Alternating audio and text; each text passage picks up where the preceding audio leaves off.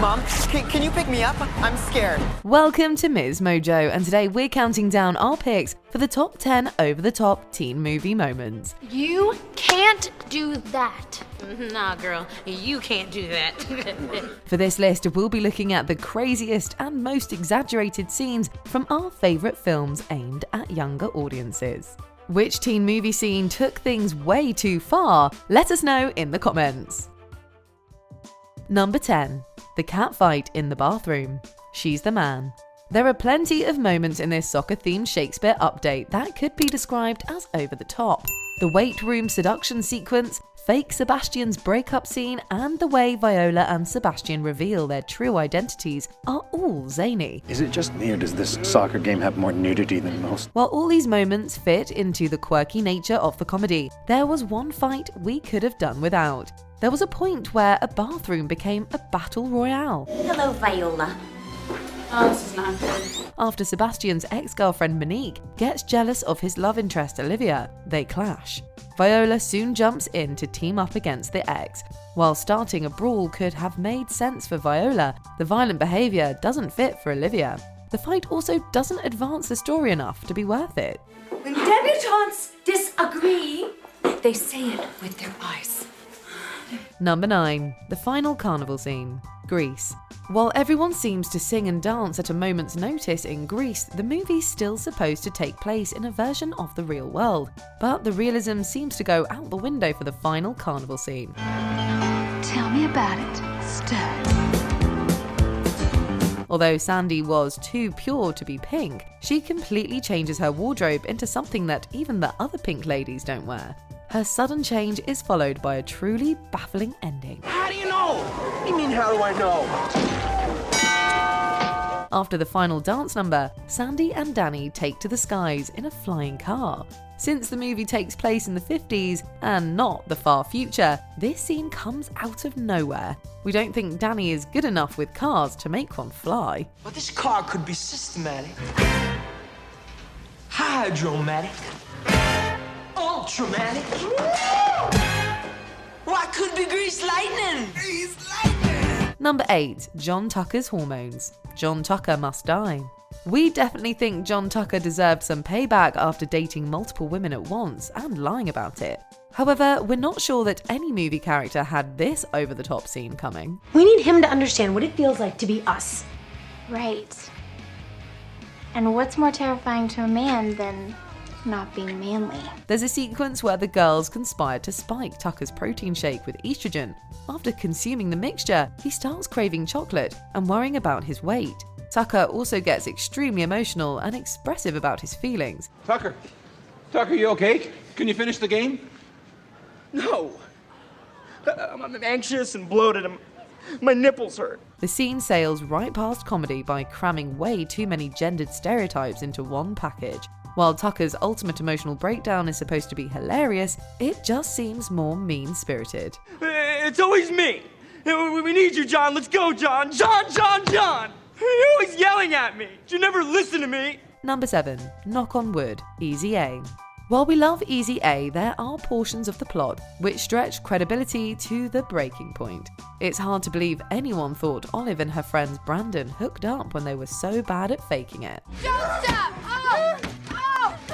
Don't stop! I'm not gonna stop! However, it was the lead character's Knock on Wood performance at a pep rally that really took things a step too far. I had one outfit left and I figured about 30 seconds to do it. Plus, I really wanted my own awesome musical number, for no apparent reason. She emerges from a pile of logs in an extremely risque outfit. Throughout the innuendo-laden song, she strips the school's mascot half naked, dances seductively, and promotes her webcast. And I know it interferes with the basketball game, but come on, would you rather be here cheering on the woodchucks or watch me do one? Although the principal expresses his disapproval at the end, wouldn't at least one of the other teachers have tried to stop this beforehand? Surely they would have at least turned the microphone off. I think that before you expel me, you might want to talk to Mrs. Griffith, because I think she might talk you into letting me stay. Go play daddy!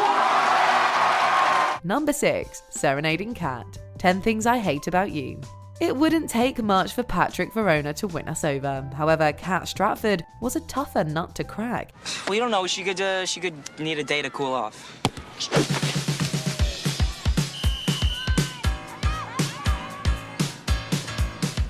Maybe two. In an attempt to get her on side, Patrick is persuaded to sacrifice himself on the altar of dignity. He decides the best way to win her favour is to sing Can't Take My Eyes Off You on a microphone with the help of a band. I love you, baby, and if it's quite alright, I need you, baby, to on the lonely night. I love you, baby, trust in me when I say. Eventually, Patrick is forced to run away from security while doing the serenade. As much as we adore this scene, it would realistically take a ton of organisation to pull off. And would the laid-back Patrick really plan something elaborate like this? The scene is almost as believable as Kat's highly unorthodox way of distracting an adult. Okay. Well, now that you've seen the plan, I'm gonna go and show the plan to someone else. Number 5. Bet on It, High School Musical 2. It's a tribute to Zac Efron's professionalism that he ever managed to perform the Bet on It sequence with a straight face. Don't get us wrong, we are so glad he did, even if only for the memes. Oh, I'm not gonna stop, that's who I am. I'll give it all I got, that is my plan. Since Troy didn't have basketballs in this solo, Efron had to make the number more dynamic on his own. This led to him busting all kinds of ridiculous moves across a huge lawn. Am I the type of guy who means what I say? Bet on it, bet on it, bet on it, bet on it. While it's all supposed to be dramatic, a lot of his movement has the same energy of little kids acting out full musicals by themselves. The moment where his reflection in the water dramatically sings to him is the cherry on top of this ridiculous cake. Out on my own, it's such a scary place. Ooh, the answers are all inside of me. Number 4. The Diner Girl Reveal, a Cinderella Story. Waiting for Austin Ames is like waiting for a rain in a drought. Useless and disappointing. But the biggest turn-off about this love interest is the way he sat through a weird frog play and took it all so seriously. Towards the end of A Cinderella Story, the popular kids perform a thinly veiled amphibian fable. It's designed with no other purpose than to mock Diner Girl, Sam Montgomery. She wasn't royalty at all, but a geek, a loser, a servant girl.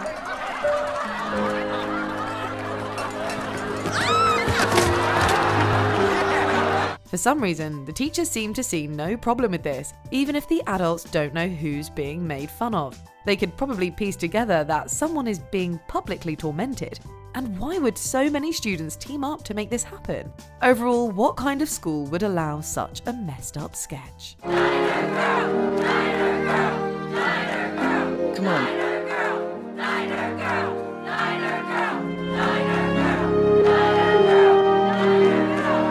Number 3. The Girls Have Gone Wild, Mean Girls. While Mean Girls is set in the real world, Katie occasionally daydreams that heightened scenarios are happening. But there were still a couple of scenes we couldn't believe really happened in the universe. We seriously doubted the whole school would have joined in to sing along to help the girls finish the Jingle Bell Rock number. While that stretched belief, the big brawl really made us question everything. Now here's what we're gonna do. Ron, We're gonna... come quick. They've gone wild. The girls have gone wild. After Regina releases the scandalous pages of her infamous burn book, practically everyone in the junior class goes feral and attacks each other. It's unclear why some of the girls are even fighting each other at all. It was full tilt jungle madness.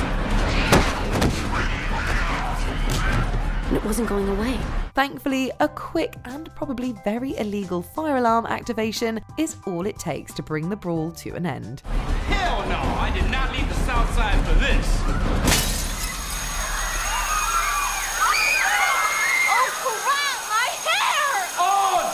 Girls report to the gymnasium immediately! Number 2. The Catfish Kiss. Sierra Burgess is a loser. While we want to root for Sierra Burgess, it was hard when they made her into a complete catfish. This is a girl who literally stole kisses from a guy without his consent. Look, Sierra, what you did was terrible. And I mean bad, like really bad. And in a pivotal scene, Sierra hides under a car while her trusty accomplice Veronica prepares Noah Centineo's Jamie for a kiss. After he closes his eyes, the girls switch. Well, it was worth the wait. It's weird, we talk so much on the phone, it actually feels like more normal when I can't see you. That's when Sierra hits him with a big kiss. While this scene is briefly viewed as a triumphant moment, the duo should have realised how dodgy this all was. It played so earnestly that it made us feel like it was 100% intended to be romantic. If reality didn't come crashing down later for Sierra, we'd definitely call out this eyebrow-raising scene more. Just stay the hell away from me. Both of you. Before we unveil our top pick, here are a few honourable mentions. Peter Dyer's snogging sessions, Angus thongs and perfect snogging. This self-styled snogging tutor is way too much. Sadly, this session's over. My next client's here. Crumping, bring it on, all or nothing. The actors take this cringy dance off way too seriously. Okay, white girl.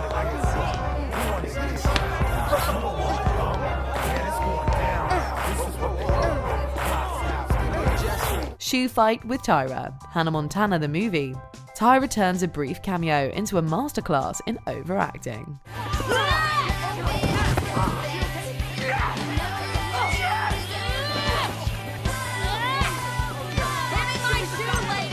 The pie scene, American Pie. It's an iconic movie moment that's still pretty gross when you think about it. Well, we'll just tell your mother that we ate it all. The sick scene, Pitch Perfect. This bizarre detour probably made some moviegoers sick too.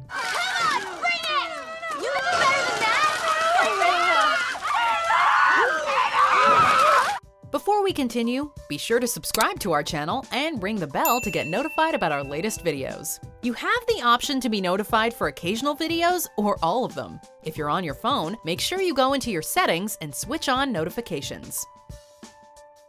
Number 1. Edward tries to expose his vampiric existence. The Twilight Saga, New Moon.